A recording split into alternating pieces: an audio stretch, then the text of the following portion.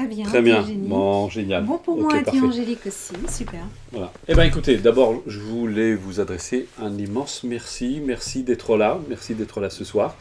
Alors, je vous ai proposé qu'on se rencontre. Eh bien, voilà, on se rencontre. On va pouvoir passer une petite soirée ensemble. Vous allez pouvoir me poser toutes les questions que vous voulez. Je suis là pour répondre. Nathalie, qui est à côté de moi, qui fait partie de l'équipe, va surveiller vos questions. Elle va me les transmettre, que je ne sois pas obligé de me pencher chaque fois sur le chat. Et puis, je répondrai à vos questions. Alors, euh, j'imagine que vous êtes déjà allé sur le site de Ressources Actualisation, sinon vous ne seriez pas là, parce qu'on vous a écrit depuis toutes les listes sur lesquelles vous êtes normalement inscrit, et vous devez sans doute savoir déjà un petit peu de quoi il s'agit. Alors, comme je l'ai déjà dit maintes et maintes fois, vous m'avez entendu le répéter, c'est ce qu'on propose dans Ressources Actualisation, comment vous dire, je vais vous le dire un peu différemment de ce que je dis d'habitude. On en parle souvent entre nous, c'est vraiment une histoire de cœur. C'est véritablement une histoire de cœur parce que je vois tous les bénéfices qu'on peut retirer de ce genre de démarche quand on a cette démarche, quand on l'a intégrée, quand on l'a fait sien. C'est quelque chose qui nous aide au quotidien, qu'on a toujours pour nous et qui nous aide. Je le dis parfois, c'est un investissement à vie. Une fois que vous avez cette démarche, ça vous sert toute votre vie. Et dans n'importe quelle circonstance, et quoi que vous vouliez faire, quoi que vous vouliez améliorer. Si vous souffrez du stress, si vous souffrez d'anxiété, d'angoisse, si vous avez de la peine à prendre de la hauteur par rapport à certaines situations, eh bien cette démarche, elle peut vous aider. Elle va vous aider aussi à mieux comprendre comment vous fonctionnez, comment mieux utiliser vos ressources, vos capacités. Ça va vous permettre aussi de retrouver un peu plus de paix en vous-même. Je me souviens d'une phrase, parce qu'on a eu un petit échange tout à l'heure avec Nathalie, et je ne sais pas si vous connaissez cette phrase qui dit que les questions viennent du bruit et les réponses du silence. Quand on arrive à trouver la paix au fond de soi, quand on sait canaliser, apaiser son esprit, c'est extraordinaire comment tout change. On apprend, on sait comment faire pour ne plus s'identifier à ce mental qui souffre, à ses angoisses. On est capable de... C'est un peu comme, comment dire, c'est comme une vague qui se produit en surface, mais dans l'océan, sur le fond de l'océan, eh bien, l'océan n'est pas affecté par les remous, n'est pas affecté par la tempête. Et quand on a ce genre de maîtrise, c'est quelque chose d'extraordinaire, qui change vraiment totalement l'existence, la vie, même dans les périodes de crise, on a une capacité à voir les choses sous un tout autre angle. On n'est pas épargné par la difficulté, on n'est pas épargné par la souffrance, puisqu'elle est inhérente à l'existence, ça fait partie de la vie, mais il y a une toute autre façon de la gérer. Mais ça ne peut s'obtenir que par un entraînement de l'esprit, par la pratique. C'est comme ça qu'on commence à acquérir des capacités, des ressources. Alors, je m'étendrai un peu plus en détail, je vais faire en fonction de vos questions. Moi, j'aime bien un petit peu... c'est un exercice que j'adore, répondre aux questions. Donc, je vais faire. Pour ça, quand je fais des interviews, pour moi, c'est un véritable bonheur. Alors, question. La première question, c'est Élise. Comment pouvons-nous faire pour se comparer aux autres en permanence et ne plus voir que le mauvais côté de soi-même? Pour se comparer, je pense que c'est plutôt l'inverse que vous vouliez dire. Comment pouvons-nous faire pour ne plus se comparer aux autres? Je pense que c'est plutôt ça. Hein. Et ne plus voir... ne plus voir le mauvais côté de soi-même. Je vais vous expliquer ça autrement. Alors quand on se compare, effectivement, souvent c'est parce qu'on manque de confiance en soi. Donc on essaie de prendre des points de comparaison. On a tendance parfois à se dévaloriser ou à se survaloriser. L'orgueil, ça peut paraître incroyable, mais en fait c'est un manque de confiance. Et la dévalorisation, c'est pareil. En fait, c'est deux formes d'orgueil différentes. Il y a celui qui se croit plus important que les autres, qui pense qu'il est plus important, qui mérite plus que les autres. Et puis, il y a la personne qui trouve qu'elle mérite toujours moins que les autres, qu'elle est moins bien que les autres, qu'elle n'est pas assez bien. En fait, c'est les deux pièces, c'est les deux faces d'une même pièce. C'est la même chose, en fait. C'est le même processus mental qui est à l'origine. Une personne qui a une conscience de sa vraie valeur n'a pas besoin de se comparer, puisqu'elle a conscience de sa valeur. Donc elle n'a pas besoin de se comparer, elle est à l'aise, elle a confiance en elle, elle est bien dans sa peau, elle s'aime.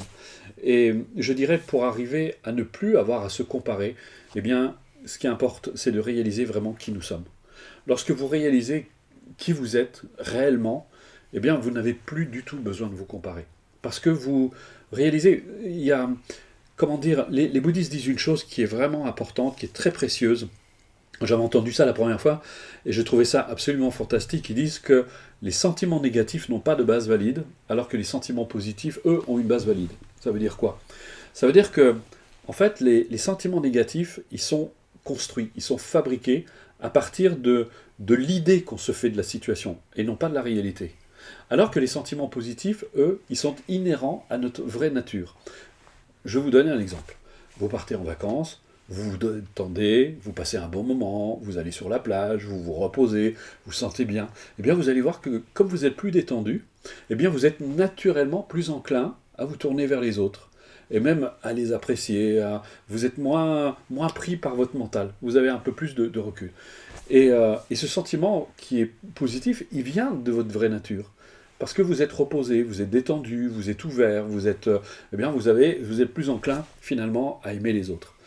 Eh bien, c'est pour ça qu'on dit que les sentiments positifs ont une base valide. Le problème, c'est que ces sentiments positifs se recouvrent très vite à cause du stress, à cause des tensions, à cause des peurs, à cause des sentiments négatifs de toutes sortes. Alors comment est-ce qu'on va faire pour se libérer de ces sentiments négatifs? Eh bien, c'est la pratique. On va apprendre à ne plus s'identifier justement à tous ces processus mentaux. Parce que si vous regardez, en état vigile ordinaire, qu'est-ce qui se passe? Eh bien, votre conscience, en fait, a la fâcheuse habitude de s'identifier aux pensées qu'elle va suivre volontiers. Et le problème, c'est que souvent, ces pensées sont très inconscientes. On n'en est même pas consciente. C'est Kinby, un auteur américain, qui disait « Votre vie n'est rien d'autre que le reflet de vos propres pensées. » Sauf que vous êtes très peu conscient de vos véritables pensées. Et c'est Jung qui rajoutait d'ailleurs plus une pensée est ignorée par la conscience, plus elle a de chances de se transformer en destin. Et le problème, c'est qu'on est tellement collé et tellement identifié à nos pensées, en fait, on fait qu'un. Regardez, quand vous éprouvez une émotion, qu'est-ce qui se passe? Vous avez l'impression, véritablement, de devenir l'émotion.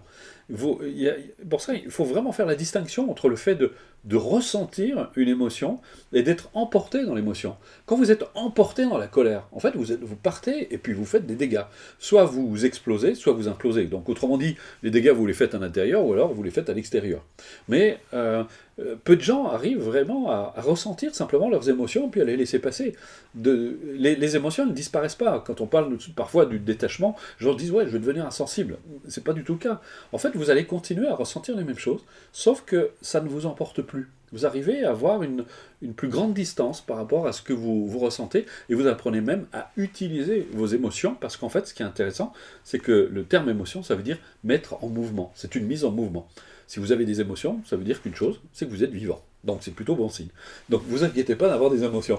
Le seul problème, c'est est-ce que vous êtes plutôt esclave de vos émotions? Est-ce que vous avez tendance à les subir? Ou au contraire, est-ce que vous savez les gérer? Est-ce que vous savez les accepter? Est-ce que vous savez les utiliser? Et ça va s'obtenir par la pratique. Alors je reviendrai sur la pratique, je vous expliquerai un petit peu en détail comment ça fonctionne, mais vous allez voir, c'est quelque chose d'absolument merveilleux. D'autres questions? Alors oui, il y en a plusieurs. Donc je les prends chronologiquement. Lorsque l'on se rend compte de notre manque de confiance, malgré toute l'anxiété, le stress prend le dessus au point d'être paniqué, d'être tétanisé. Je sais que j'ai pris conscience que j'ai perdu mon moi.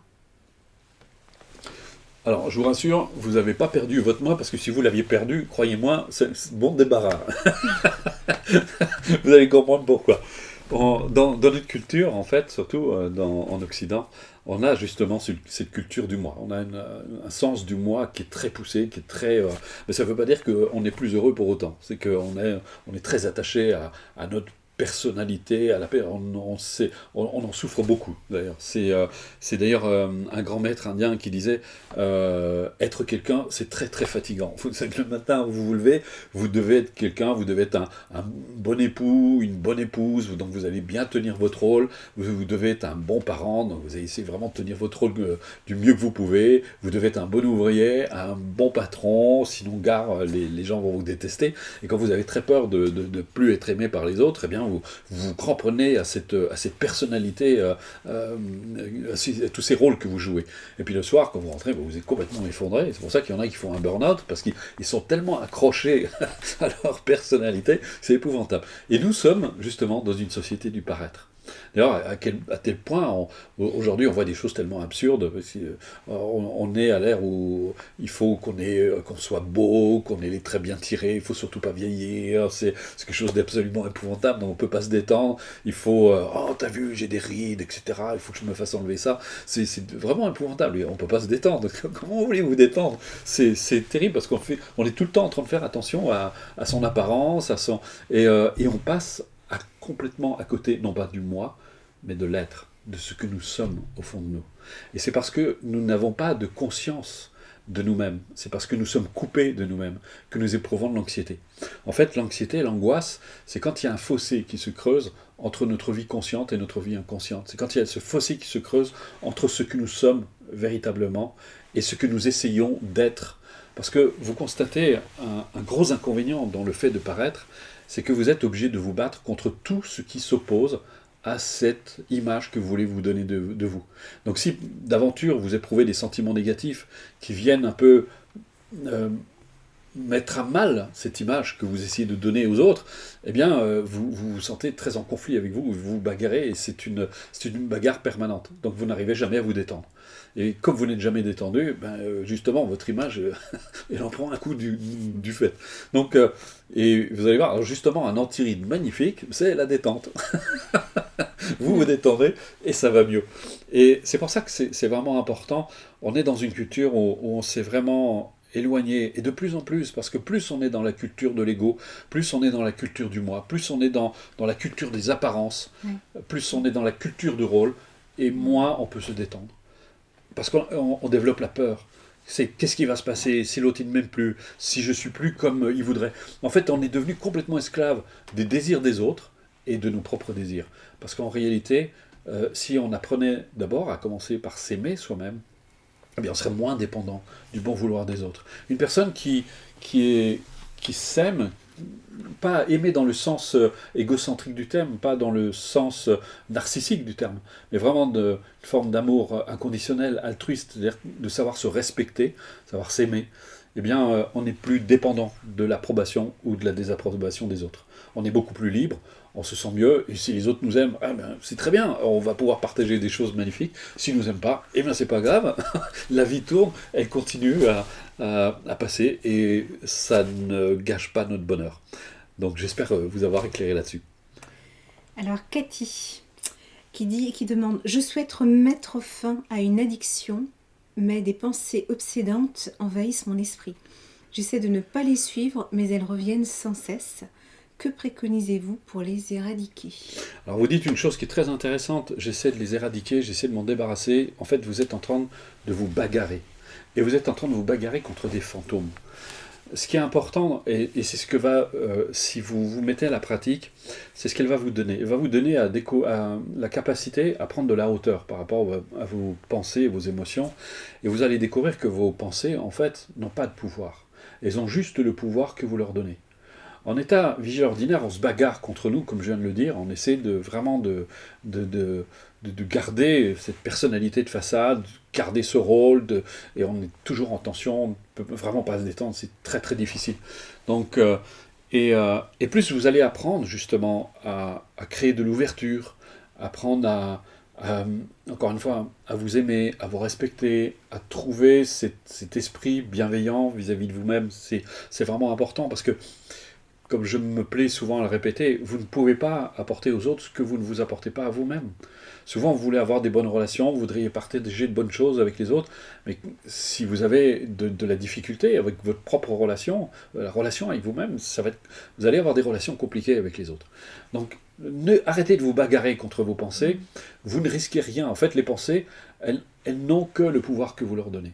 Et là, et très sincèrement, je vous recommande, c'est vraiment d'acquérir une pratique. On en parlera un petit peu plus en détail tout à l'heure, parce que vous allez comprendre comment ça fonctionne. Et ce qui est bien, c'est qu'une fois que vous l'avez, comme j'ai dit au début, vous l'aurez pour toujours. Ça va vous servir toute votre vie. Et croyez-moi, il y a plein de gens qui ont pratiqué, qui ont vu leur vie changer, qui pensaient qu'au départ, elles n'y arriveraient jamais, et leur vie est vraiment changée. D'ailleurs, Nathalie pourrait vous en parler, elle a découvert la méthode, en plus il n'y a pas très longtemps. On a en contrebas Loïc qui est caché, qui pourra vous en parler, lui ça fait plusieurs années qu'il suit la méthode.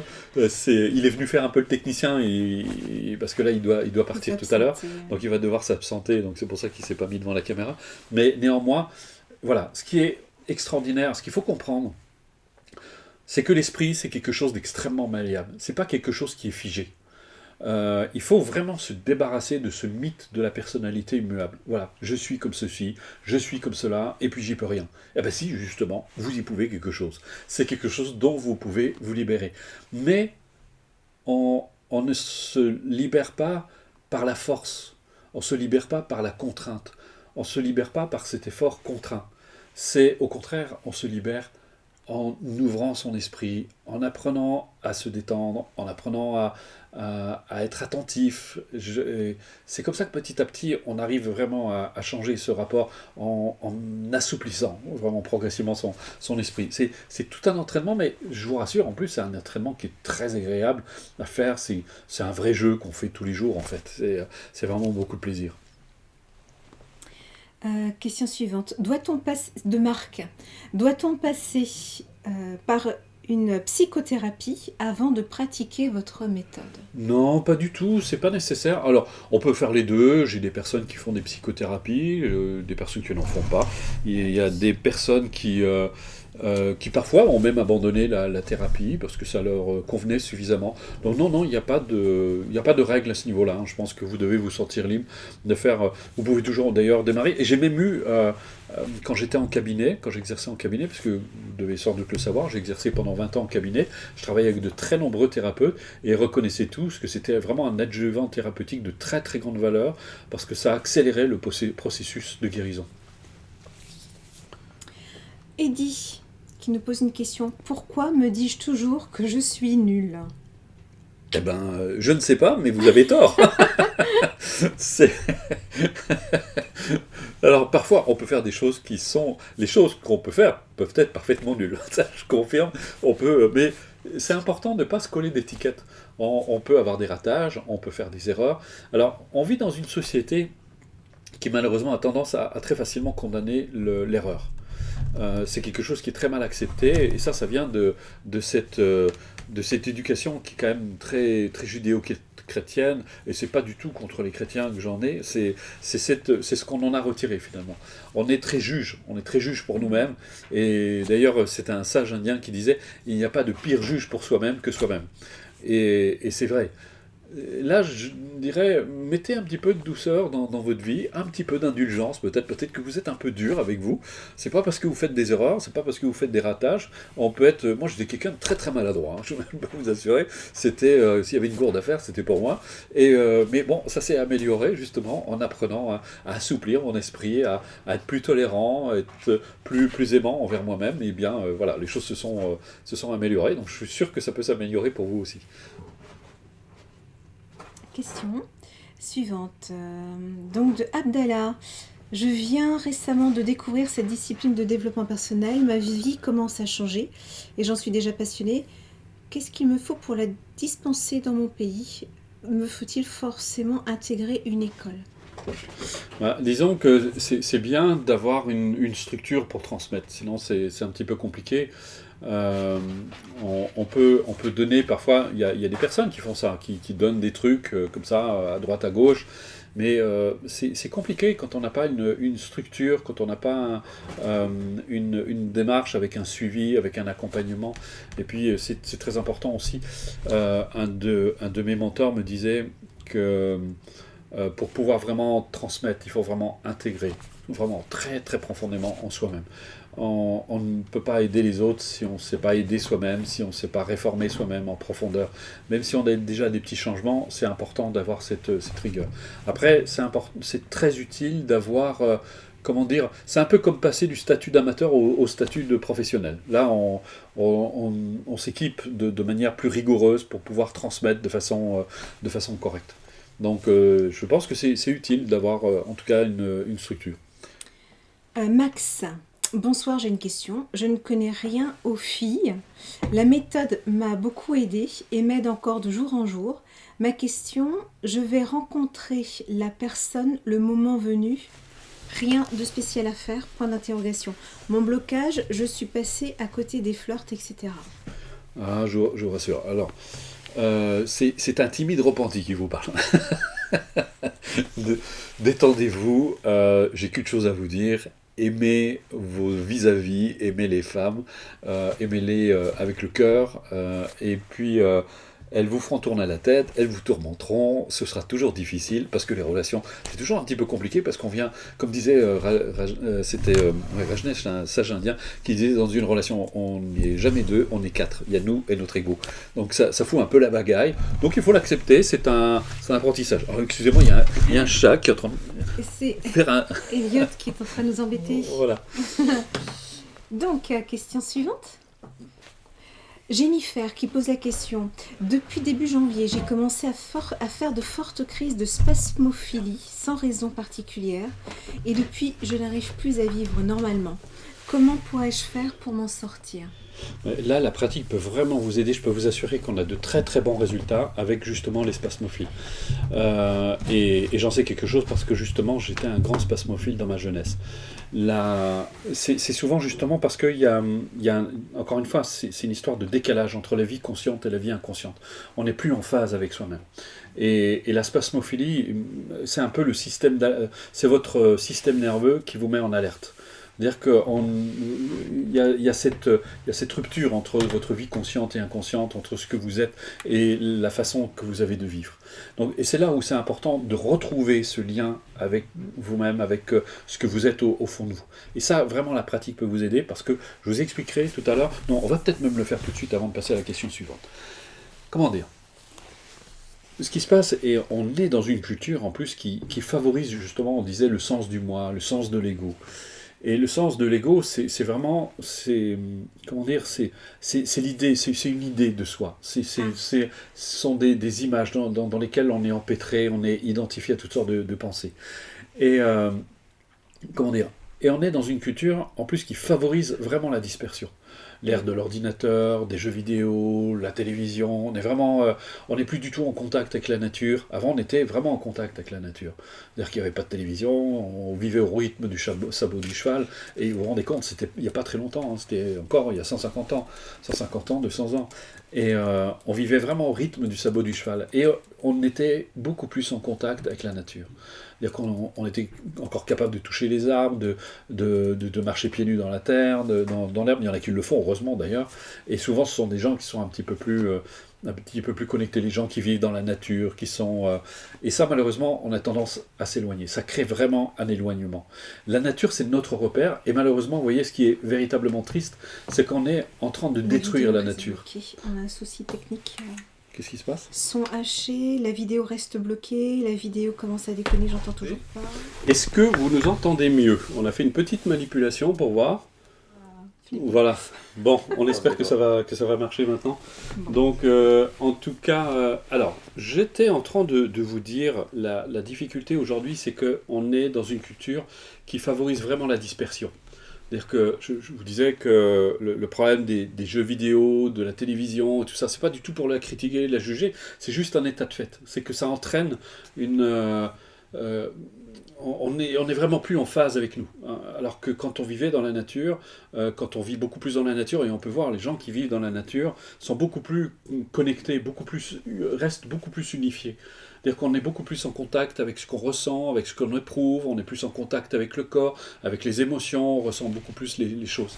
Et là, on est dans une culture qui favorise vraiment cette dispersion. Et surtout les jeux vidéo, ça provoque une montée d'agressivité, on est de plus en plus vraiment dans le mental. Et ce qui fait que ça crée beaucoup de perturbations, parce qu'on est de plus en plus éloigné de ce que nous sommes. Et regardez ce qui est en train de se passer. C'est qu'on est en train, à l'heure actuelle, de détruire complètement la nature, et c'est sans doute pas par hasard, c'est justement parce qu'on n'a plus de contact avec elle, on n'a plus ce respect envers la nature. Et la pratique, justement, quand on va pratiquer, on va entraîner son attention. C'est-à-dire qu'on va s'entraîner à rester là, à ne plus suivre les pensées. Parce que les pensées, c'est la folie, en fait. Si ça va dans tous les sens, vous devenez vos émotions, vous devenez l'agressivité, vous devenez tout ce que vous ressentez, vous le devenez, en fait. Ça devient vraiment épouvantable. Alors que là, justement, par cet entraînement de l'esprit, vous allez ramener sans arrêt votre attention ici et maintenant. C'est-à-dire que la conscience, au lieu de s'identifier aux pensées, eh bien, elle va rester là. Et vous allez commencer à gagner en stabilité. Vous allez commencer à gagner en hauteur. Vous allez commencer à gagner en recul par rapport à vous-même.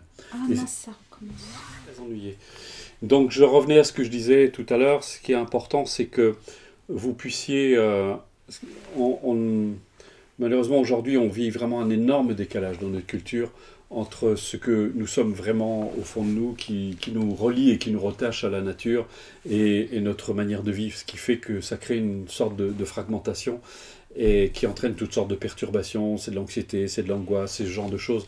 Et on vit une situation qui est angoissante, et c'est tout à fait normal.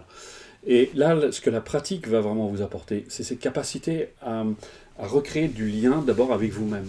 C'est vraiment cette capacité à être plus présent à vous et à développer cette forme de bienveillance envers vous-même, cette attitude ouverte, je dirais presque même altruiste envers vous-même. Et d'arriver à faire en sorte de ne plus vous laisser perturber par vos propres émotions, par vos propres pensées. Et donc ça vous donne vraiment cette capacité.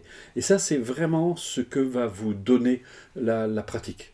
Si vous pratiquez, que vous pratiquez régulièrement, nous c'est ce qu'on vous propose, hein, vous êtes suivi, vous pouvez faire une autre démarche, mais là vous êtes suivi, vous êtes accompagné au fur et à mesure que vous progressez avec la démarche, et c'est ce qui va vraiment entraîner votre esprit à gagner en stabilité, à gagner en recul, à ne plus être vraiment le jeu des émotions et le jeu de toutes ces perturbations. Et ce qui fait que même si vous ressentez des remous, il peut se produire toutes sortes de choses en vous-même, vous n'êtes plus esclave de ça, et vous n'êtes plus, comme disait un pratiquant, ça ne vous tire plus vers le bas. Mais au contraire, ça vous donne vraiment cette capacité à garder cette stabilité. D'autres questions ? Oui, Peggy, comment débloquer des peurs inconscientes qui empêchent d'avancer alors qu'elles sont justement inconscientes? Que faire pour oser être pleinement soi? Là, encore une fois, c'est la pratique. C'est un problème toujours d'identité. C'est quand on n'a pas conscience de ce que nous sommes. Si nous n'avons pas conscience de qui nous sommes, si nous n'avons pas conscience de notre véritable identité, eh bien, on est toujours le jeu de ces pensées, qu'elles soient conscientes ou inconscientes. Et en fait, ce qui va se passer, c'est que la pratique, justement, c'est un peu comme si vous mettiez un peu plus de lumière sur votre vie. Et donc, tout ce dont vous parlez, là, justement, toute cette partie inconsciente, eh bien, va être mise sous la lumière progressivement. Et va être libérée, en quelque sorte. Et donc elle agira de moins en moins à votre insu. Donc tout ce qui était inconscient va être libéré, et vous allez pouvoir justement abandonner ça. Parce que il faut comprendre, la réalisation de soi, c'est un processus d'élargissement du champ de conscience, c'est-à-dire qu'on prend en considération de nouveaux paramètres, notre champ de conscience s'ouvre, parce qu'avant il était réduit à cause justement de nos pensées, de nos idées, de nos croyances, dans lesquelles on est établi, dans lesquelles on est enfermé, sans toujours même s'en rendre compte. Et le champ de conscience commence à s'ouvrir avec la pratique. Et donc vous prenez en considération de nouveaux paramètres, et c'est un processus aussi de renoncement. Pourquoi de renoncement ? Parce que en ayant conscience, justement, en ayant une vue beaucoup plus large, beaucoup plus vaste sur la situation, eh bien vous voyez qu'il y a des choses auxquelles vous n'avez plus besoin de vous attacher. Et donc vous les abandonnez, et ça vous allège. Ça vous donne vraiment beaucoup plus de liberté. Sinon, Roland, pour désamorcer mes fausses croyances sur mon entourage, vaut-il mieux que ma compagne fasse la même démarche, ou tout seul je peux montrer le chemin si je vais mieux? Vous savez, je crois qu'on dit toujours que l'exemple est la meilleure chose à donner aux autres. Je pense que si on fait une démarche pour soi, tout le bien qu'on va se donner, comme je le disais tout à l'heure, c'est du bien qu'on va faire aux autres. Et quelque part, ça va donner envie aux autres. Il ne faut pas les pousser à le faire. Mais par contre, vous allez vraiment, par votre pratique, par tout ce que vous allez pouvoir acquérir, eh bien, vous allez pouvoir vraiment donner envie aux autres de faire la même chose. Corinne qui pose la question. Bonsoir, comment et à partir de quel âge peut-on apprendre à son enfant à méditer? Alors, quand il est en bas âge, vous pouvez lui apprendre. Vous pouvez lui apprendre dès 5-6 ans, ça marche très très bien. Là, il faut plutôt lui apprendre par jeu. Il faut faire des jeux. Donc, il faut d'abord intégrer soi-même la pratique. Et après, vous allez lui transmettre par jeu. Il y a plein de façons de faire quand vous êtes avec lui. Mais je dis toujours, parce que j'avais régulièrement en cabinet des parents qui venaient me voir, qui me disaient: qu'est-ce que vous pouvez faire pour mes enfants? Je leur disais: moi, je peux rien faire, mais vous pouvez faire beaucoup. Intégrez la pratique vous-même et vous allez presque naturellement le transmettre à vos enfants.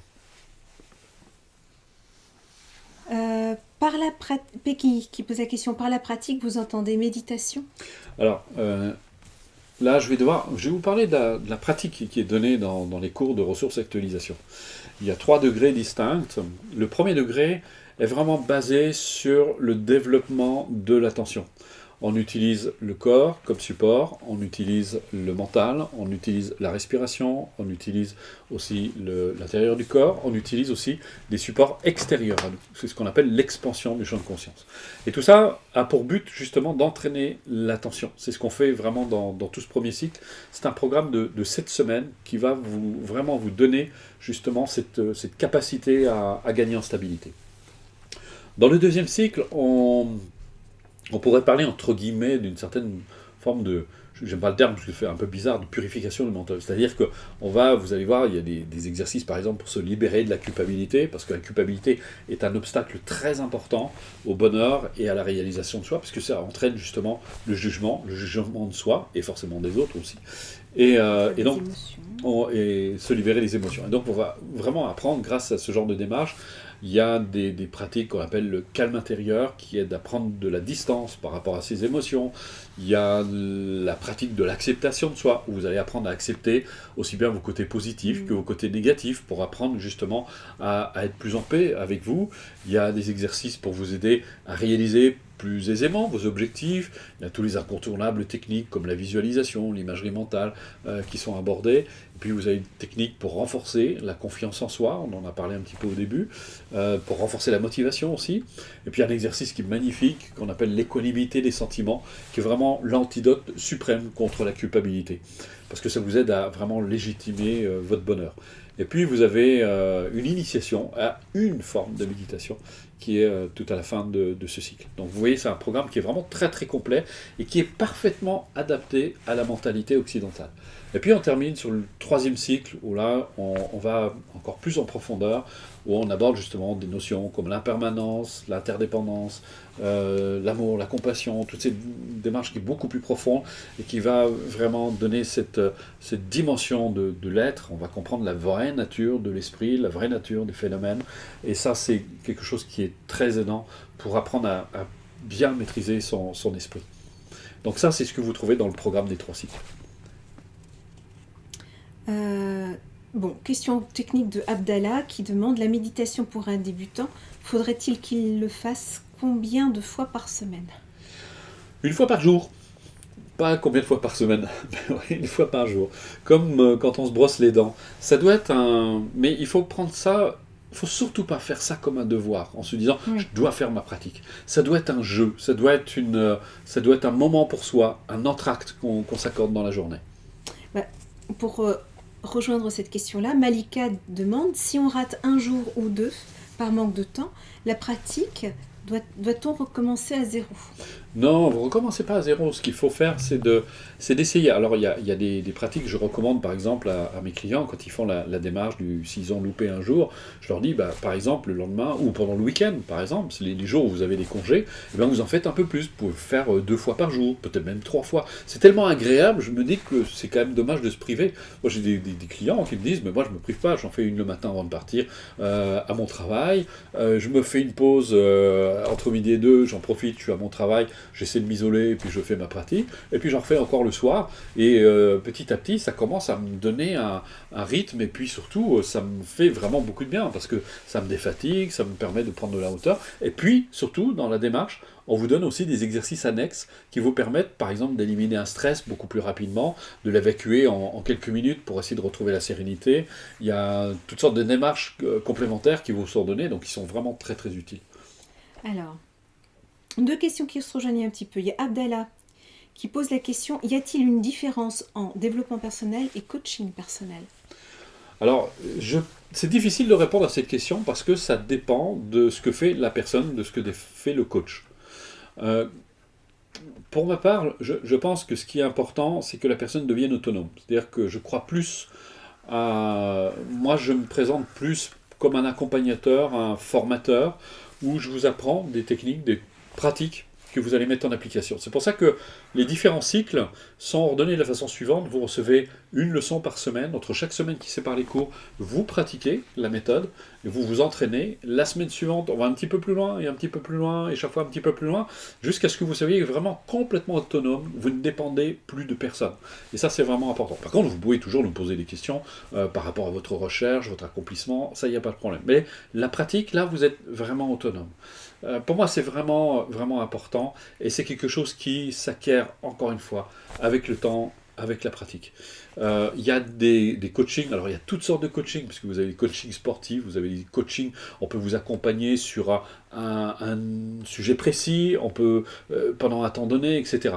Là, c'est une démarche de fond, c'est vraiment quelque chose qui va vous donner une maîtrise vraiment de base, qui va vous servir toute votre vie et qui va avoir une action sur tout le reste. Pas juste sur un aspect de votre vie, mais vraiment sur tout le reste.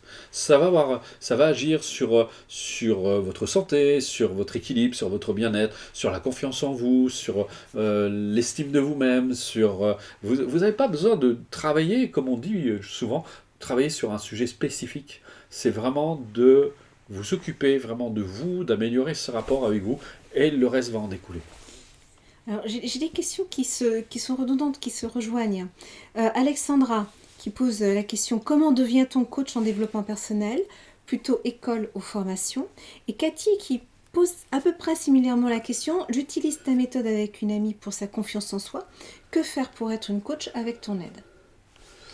Alors, si vous voulez, si vous voulez en transmettre la méthode plus tard, il faut l'acquérir. Je ne vois pas comment on peut faire.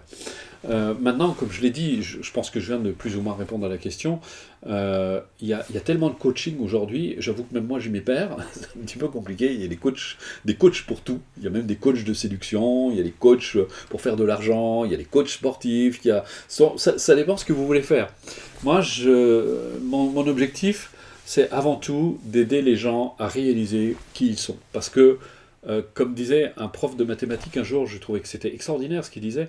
Il disait que ça ne sert à rien d'apprendre toutes les formules. Vous apprenez la formule de base et vous pouvez retrouver toutes les autres. Et ça m'a vraiment percuté. Et j'ai compris que, en fait, quand on prend conscience de qui l'on est réellement, de révéler, de réaliser notre véritable nature, le reste se résout de lui-même aussi. On n'a pas besoin justement de faire des milliers de choses comme ça autour de papillonner. On va vraiment à l'essentiel, on va au cœur. Là, c'est vraiment, puis c'est stable, c'est solide, ça tient la route. Alors, votre cours rejoint-il la méditation transcendantale? Pas du tout. On n'utilise pas de mantra, c'est le développement vraiment de l'attention pure. On se rapprocherait peut-être un peu plus de Vipassana, qui est vraiment basé sur la pratique. Mais c'est une méthode, je vais vous expliquer, un de mes guides, un de mes mentors, en fait, qui est décédé aujourd'hui, a passé de très nombreuses années en Inde. Il a étudié avec des grands maîtres, avec des grands sages. Et il s'est rendu compte que beaucoup d'Occidentaux ramenaient des méthodes qui venaient d'Orient en Occident. Et ça ne marchait pas bien. Comme beaucoup de yoga d'ailleurs. Il y a beaucoup de yoga. Souvent, les gens ne savent pas, mais il y a des milliers de yogas en fait. Et ces yogas, ces différentes formes de yoga, se sont créées en fonction de besoins très spécifiques à ce moment-là. Et on a tendance à sortir justement ces différentes formes de yoga de leur contexte et de les mettre dans un contexte très différent. Il faudrait trouver un yoga différent. Mais ça, c'est encore tout à fait autre chose. Et bien, c'est pareil pour ces pratiques. Et souvent, on garde juste la surface. Et on l'amène en Occident, puis on dit aux gens, on va faire de la méditation. Les gens rencontrent beaucoup de difficultés à méditer parce qu'ils ne comprennent pas ce qu'est réellement la méditation, ce qu'est l'esprit. Parce que si vous voulez maîtriser quelque chose, il faut le connaître. Et c'est pour ça que dans la démarche qui vous est proposée, on vous explique comment fonctionnent les pensées, ce que sont réellement les pensées, pour arriver justement à les maîtriser. Et ça, c'est vraiment quelque chose qui est très très important. Et Gérard Durus, qui a été mon mentor pendant 30 ans, m'expliquait qu'en fait, ce qui était important, c'était de mettre au point une démarche qui soit parfaitement adaptée à l'occidental, mais qui préserve la profondeur des enseignements qui sont donnés là-bas. Et c'est pour ça qu'il était surveillé d'ailleurs par tous ces sages quand il a accompli ça, et on a travaillé de concert ensemble. Et donc, moi, je me suis approprié justement la démarche, et je suis le propagateur de cette démarche aujourd'hui. Et c'est vraiment une démarche fantastique. Il y a beaucoup de mes clients m'ont dit, mais moi je l'ai déjà refait plusieurs fois, et chaque fois que je la refais, je redécouvre quelque chose. Au niveau du son, c'est toujours bon? Ça a l'air, parce qu'il Oui, pose des il y a pas questions. de, oui, oui, il n'y a pas Bon, de bah tant mieux. remarques.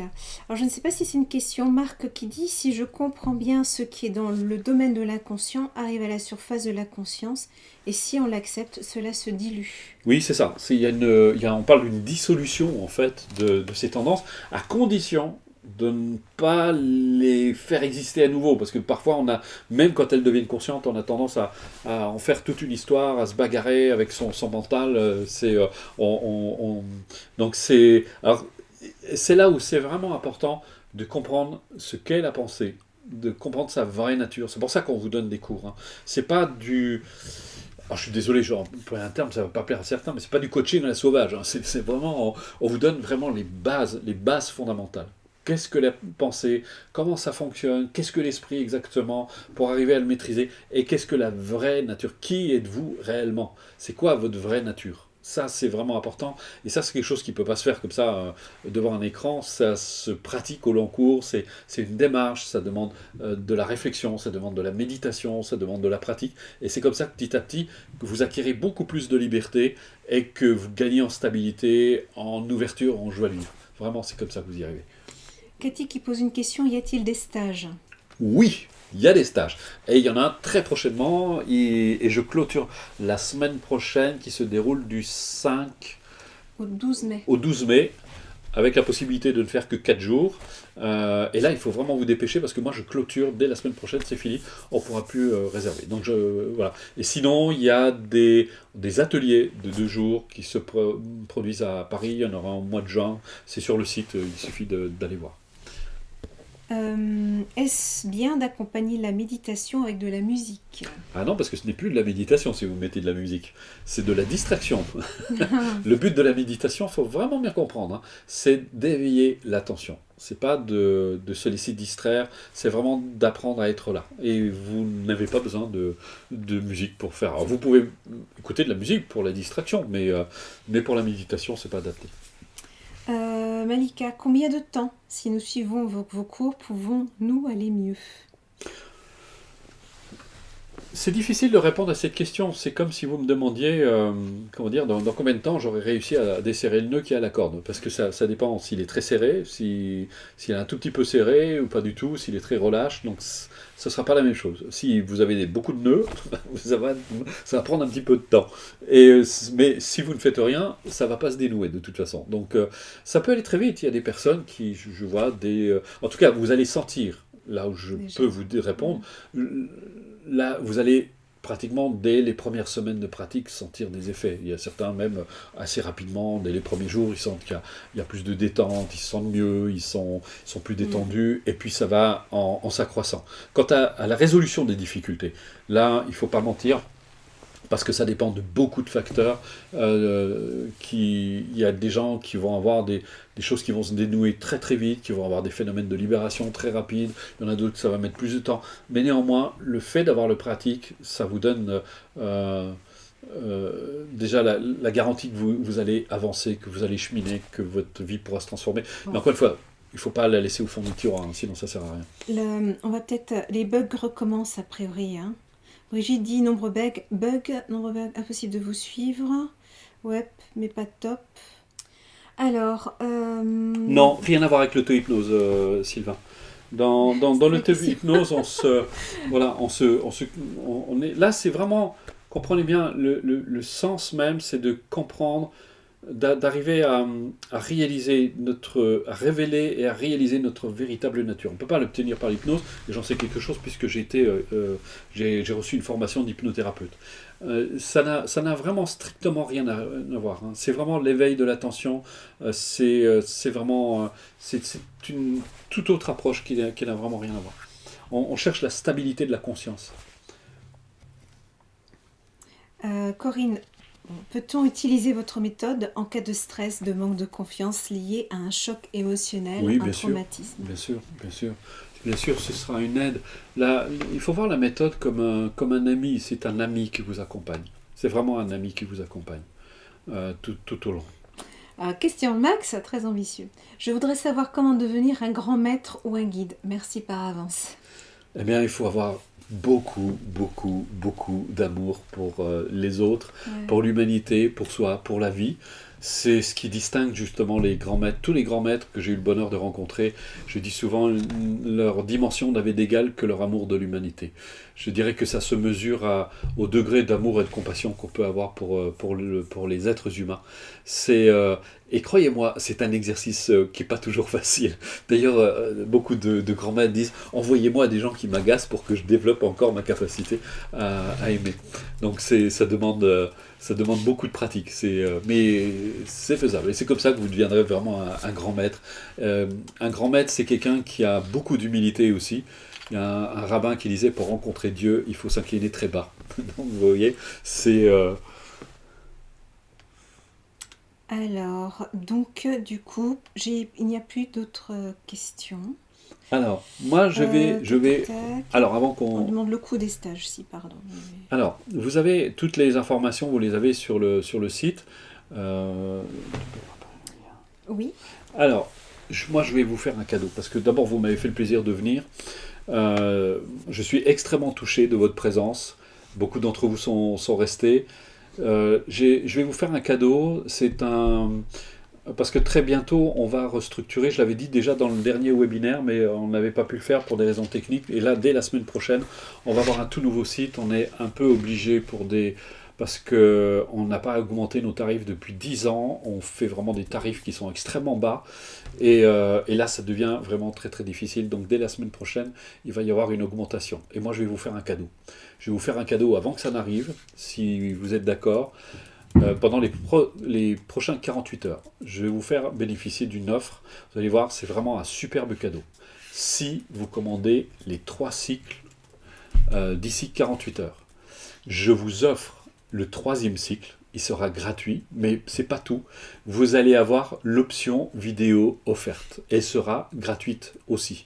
Donc ça va vous faire je crois une réduction de près de 170 €, quelque chose comme ça. Enfin, je ne sais plus exactement, on avait vu avec le technicien, parce qu'il m'avait préparé ça cet après-midi. Je lui ai dit, écoutez, moi ce soir j'aimerais bien vraiment leur faire un cadeau, parce qu'ils viennent me voir, ils ont dit oui à l'appel. Donc voilà, avec les 3 cycles, vous allez avoir vraiment quelque chose d'extraordinaire qui va vous aider, qui va vous accompagner toute votre vie, qui va vous faire du bien, sur lequel vous allez pouvoir compter, que vous pourrez refaire autant de fois que vous voulez. Vous voyez, ce qui est fantastique avec cette méthode, c'est que une fois que vous l'avez fait, vous pouvez la refaire autant de fois que vous voulez. Mais si vous allez par exemple en cabinet, quelques années plus tard, vous voulez reprendre des séances, eh bien vous êtes obligé de payer. Là, vous n'êtes pas obligé de payer, vous ne payez plus en fait. Vous ne payez qu'une seule fois et ça vous sert toute votre vie. Et là, vous pourrez refaire autant de fois que vous voulez. Dans 10 ans, vous dites Bruno, écoute, moi j'ai suivi ta méthode, j'aimerais bien la reprendre. Est-ce que tu peux remettre les compteurs à zéro? Eh bien, il n'y a pas de problème. On vous remet les compteurs à zéro et vous ne repayez strictement rien. C'est vraiment un investissement à vie et qui vous accompagnera. Ce sera vraiment un ami. Donc, vous avez 48 heures, il n'y a aucun code à mettre. Vous allez simplement sur le site, vous commandez les 3 cycles.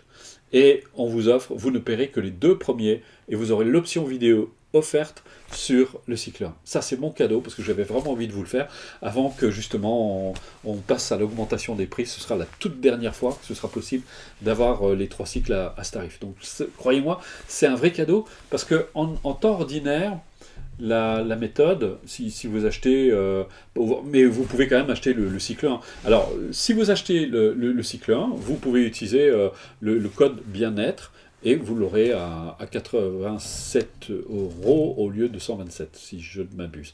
Donc voilà. Et sinon, et si vous commandez les 3 cycles, là il n'y a pas de code. C'est le lien qu'on a mis. C'est le lien qu'on vous a mis sur le chat. chat. Vous réservez les 3 cycles et ça va se faire automatiquement pendant 48 heures. Donc vous voyez, On c'est a une deux méthode. questions qui sont arrivées. Est-ce que vous réalisez, même 127 euros le cycle, c'est l'équivalent d'une séance de coaching. Et là, vous avez 7 semaines de cours. Pour le cycle 2, vous avez 12 semaines. Pour le cycle 3, vous avez 12 semaines. Il n'y a personne qui fait des formations à ce prix-là. Je peux vous assurer, c'est de la qualité. Vous êtes accompagné, vous allez... Et vous pourrez même, si vous vous inscrivez, vous allez pouvoir faire partie d'un groupe de soutien. Enfin, vous n'êtes pas obligé, mais c'est fantastique ce qui se passe dans ce groupe. Les gens se soutiennent mutuellement. Il y a de l'entraide. C'est magnifique, vous vous sentez plus seul. Et ça, c'est fantastique. On a mis ça en place il y a quelques mois. Et vraiment, il y a une chose qu'on ne regrette pas d'avoir fait, c'est bien ça. Il y a des questions entre-temps. Est-ce que tu... Oui. Alors, Cathy qui pose la question, en tant qu'AVS, auxiliaire de vie, je pense, auprès des enfants en situation d'handicap, comment peut-on faire pour leur estime de soi? Alors, ce qui serait bien, c'est que vous acquériez la méthode, justement, pour pouvoir, justement, la communiquer après aux enfants.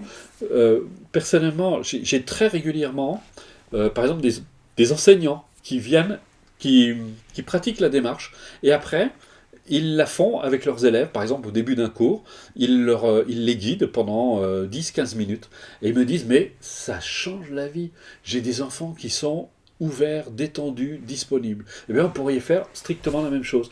Il faut leur apprendre par jeu, à ce moment-là, les guider, et ça va leur faire un bien fou. Une autre petite question de Marc, comment être un bon compagnon pour soi? En pratiquant, en se faisant du bien. Voilà.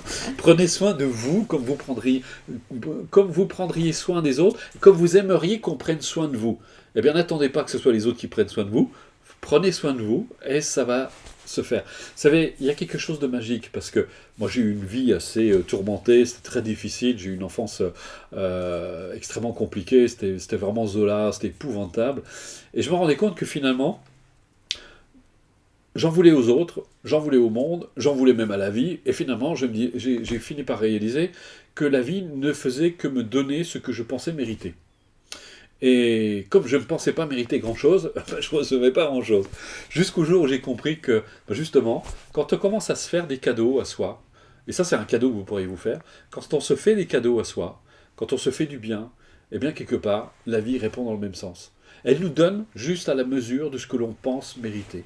Et quand on commence à réaliser qu'on mérite le bonheur, qu'on y a droit, qu'on a droit à des douceurs, qu'on a droit à du bonheur, eh bien ça change franchement la vie, et vous recevez à la mesure de ce que vous vous accordez, ou pas. Donc maintenant, à vous de savoir ce que vous avez envie de vous donner, qu'est-ce que vous voulez recevoir, qu'est-ce que vous avez envie de vous donner dans cette vie. Selon l'âge que vous avez encore un petit bout de chemin à faire avant de quitter ce monde, parce que bon, j'ai une mauvaise nouvelle, vous ne saviez peut-être pas, mais un jour vous allez quitter ce monde. Et moi pareil d'ailleurs. Donc la question est de savoir qu'est-ce que vous allez vous accorder, quel bonheur vous allez vous accorder dans cette vie. Parce que je pense que ça en vaut la peine. Encore une fois, rappelez-vous toujours, ce que vous vous donnez, vous le donnez aux autres. Et ça, c'est le plus beau cadeau que vous puissiez leur faire. Si vous avez des enfants, vous voulez faire du bien à vos enfants, eh bien, commencez par vous faire du bien. Vous ne pouvez pas imaginer le bien que ça va faire à vos enfants. Samadou, quels sont les moyens qui me permettront d'être libre financièrement? Ah, là, si vous voulez faire des affaires, ça c'est une autre grande question. Je ne suis pas un spécialiste de la finance, mais je pense que quand si on a une bonne, si on a confiance en soi, on trouve des solutions et on se renseigne auprès de personnes. Moi, je vous recommande c'était un de mes mentors qui me disait prends toujours conseil auprès de ceux qui ont réussi dans le domaine où ils ont réussi. Parce que si, par exemple, justement, vous voyez quelqu'un qui a réussi dans les affaires, qui a une vie épouvantable sur le plan affectif, n'allez pas prendre de conseils sur le plan affectif. C'est moi, chez lui. Mais en tout cas, il a l'air de savoir maîtriser ses affaires. affaires, mais peut-être lui aussi, il faudrait qu'il apprenne à maîtriser ses affaires et sa vie affective en même temps. Parce que je vois beaucoup de gens qui ont réussi et qui souvent ont une vie assez pauvre de l'autre côté. Donc, essayer de trouver un équilibre. Et encore une fois, si c'est pareil, comment dire, si vous avez une plus grande confiance en vous-même et une meilleure estime de vous, je pense que les affaires devraient probablement un peu mieux marcher. Alors, question d'Angélique. Lors de crises de panique, avec crise de tétanie, avec hyperventilation, comment maîtriser l'hyperventilation, ainsi éviter les crises de tétanie avec une baisse d'énergie les jours suivants? Ouais, c'est normal parce que vous avez épuisé toute votre énergie. Il y a 2 choses que vous pouvez faire. Il faudra essayer de trouver, je ne sais pas où vous habitez, mais il faudra essayer de trouver un bon médecin chinois. La médecine chinoise donne de très très bons résultats à ce niveau-là. La pratique peut vous aider et il faut apprendre à réguler votre respiration. Pour ça, justement dans le cycle 1, il y a des exercices respiratoires pour apprendre justement à contrôler la respiration et à trouver un apaisement. Cathy, une autre Cathy qui demande: la méthode me permettra-t-elle de vaincre mon addiction? Ça va être un soutien, ça va être alors, il faudrait voir de quelle addiction vous parlez. Et là aussi, c'est pareil, il y a 2 choses que vous pouvez faire. Avec la médecine chinoise, ça va vous paraître surprenant par rapport à l'addiction, mais ça marche très très bien. La méthode associée à la médecine chinoise peut vous donner vraiment de très très bons résultats. Là, c'est pareil, il faut trouver de très bons médecins chinois. Je parle de médecine traditionnelle chinoise, hein, pas d'acupuncteur, ça n'a rien à voir. Alors vous allez me dire, où en trouver? Moi j'en connais un bon à Paris, j'en connais un bon en Alsace, j'en connais un bon en Suisse. Pour le reste, il faut un peu chercher. Je crois qu'en Lozère, il y a une clinique médecine chinoise, je crois qu'ils font du bon travail, peut-être qu'ils peuvent renseigner, connaître peut-être justement des bons médecins chinois dans le reste de la France. Donc voilà. Bon, écoutez... Ah, c'est du tabac. J'ai pas vu la réponse. Du tabac, ouais. Alors ça va. Alors ça va vous soutenir. Je sais pas. J'ai eu pas mal de clients qui ont arrêté de fumer, mais ils n'étaient pas venus pour ça. Mais en tout cas, dans la majorité des cas, ça allège considérablement le besoin de fumer. Et puis, vous venez faire un stage de 10 jours avec moi, puisque c'est interdit de fumer pendant les stages. Je peux vous assurer que ça va vous aider, parce qu'on va faire de la pratique, vous n'aurez pas le choix, vous allez vous allez traverser toutes les couleurs, vous allez en voir de toutes les couleurs au début, et puis, mais après, vous verrez que vous serez un peu mieux et libéré. Une toute petite dernière question avant de finir. Oui. C'est Marc. Que pensez-vous de la respiration de cohérence cardiaque? Alors ça peut être une bonne technique. Bon, elle a des limites. Moi, je suis quand même très vigilant par rapport à tout ce qui est technique, tout ce qui est très mécanique. Parce que là, c'est vraiment mécanique. C'est comme les techniques de rétention du souffle. Alors, dans certains cas, c'est bien parce que ça aide à ne plus s'identifier au mental, mais moi je suis un adepte vraiment de la nature, de l'état naturel. C'est vraiment la méthode naturelle parce qu'elle nous reconnecte à la nature. Et la nature, elle est en paix, elle est en harmonie. Malheureusement, on est en train de la détruire, c'est un peu dommage parce que c'est vraiment un précieux repère. Et là, on a vraiment quelque chose de profond et d'harmonieux. Mais ça peut aider, hein. Je suis absolument pas contre ce genre de démarche. Donc, des questions plus techniques, il y aura un replay de cette émission? Oui. Alors en plus, sachez qu'on l'a enregistré, non pas en ligne, mais directement depuis l'ordinateur. Donc on va vous le transmettre. Moi, je vais le charger dès demain matin, je vous l'envoie. Et encore une fois, je vous rappelle, cette offre que je vous ai donnée, elle sera valable jusqu'à, normalement, 48 heures, comptez 48 heures à partir de maintenant. Donc, voilà. Et donc, pour répondre à d'autres questions qui nous demandent, y aura-t-il d'autres webinaires prévus? Il y a des webinaires régulièrement, on essaie d'en faire au moins un par mois. Sinon, vous pouvez envoyer des mails, on vous répond, il ne faut pas hésiter à écrire, on est là pour ça, on est là pour vous répondre. Et voilà. Écoutez, moi en tout cas, je tiens vraiment du plus profond de mon cœur vous remercier d'être venu, vraiment. Et moi j'ai une énorme frustration, c'est de ne pas pouvoir vous voir. Le webinaire, c'est un côté vraiment barbare, c'est qu'on ne peut pas vous voir. Je ne peux pas vous voir, moi je suis frustré, vous me voyez, mais moi je ne peux pas vous voir. J'aimerais voir vos yeux, j'aimerais vous voir pour communiquer avec vous. En tout cas, un grand merci. Merci d'être venu. Merci d'être là. Vous êtes fantastique. Prenez soin de vous. Rappelez-vous, en prenant soin de vous, vous prenez soin des autres. C'est le plus grand bonheur que vous pouvez leur apporter. Au revoir et merci. À très bientôt. Et à très bientôt.